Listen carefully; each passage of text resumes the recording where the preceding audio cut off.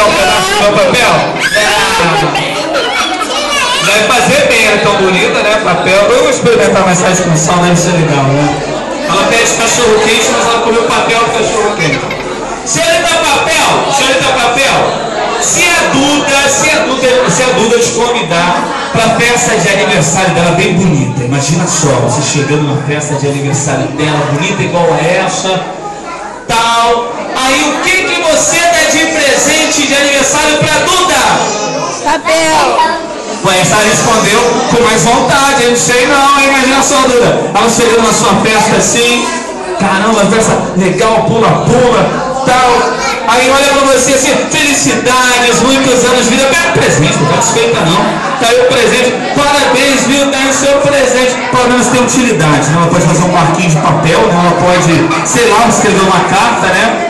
Vai devolver meu papel. Você se empolgou muito com o meu papel. Devolve meu papel.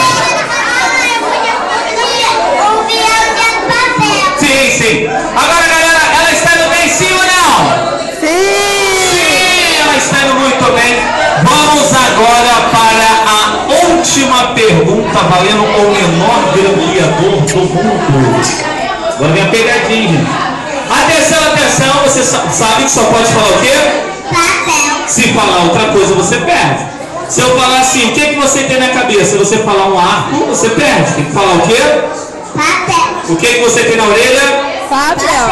Você prefere uma pizza ou um pedaço de papel? Papel. Não, Luísa, papel. Você prefere uma pizza ou um pedaço de papel? Fala papel, Simão. Tem que falar bem alto, fala papel, pra ganhar um brinde, fala.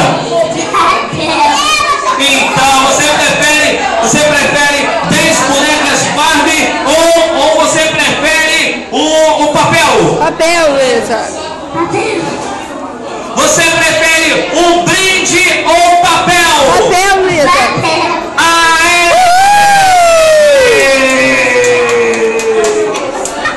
Não, pede o brinde aí. Tá feliz? Tá satisfeito que você ganhou? Tá não? Mas você falou que queria papel. É porque só podia falar papel, não é isso? Né? Ela fez jeitinho, né, gente? Fez muito bem. Ela devolve o papel pro tio, devolve o polêmico papel, pega o seu brinde, bate palma pra ela aí, gente! Ó, dá o brinde pro papai guardar e volta.